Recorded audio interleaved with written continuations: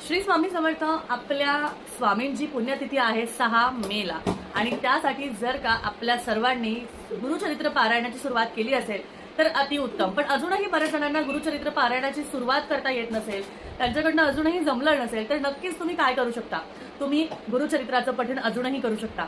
3 दिवसाचं पठण करू शकता. ज्यांना 3 दिवस जमणार नाही ते अगदी 5 दिवसाचंही करू शकता. मग रोजचे 10-10 अध्याय तुम्ही घ्या.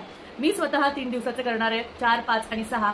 त्यामुळे मी असा विचार केला की तुम्हालाही त्याची माहिती द्यावी.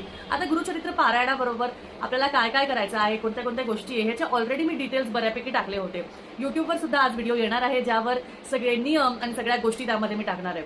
तर काही हरकत नाही. जे अजूनही बसले नसतील त्यांनी नक्की बसावं. 5 दिवसाचं तरी करावं किंवा जमल्यास 3 दिवसाचं पठण करावं.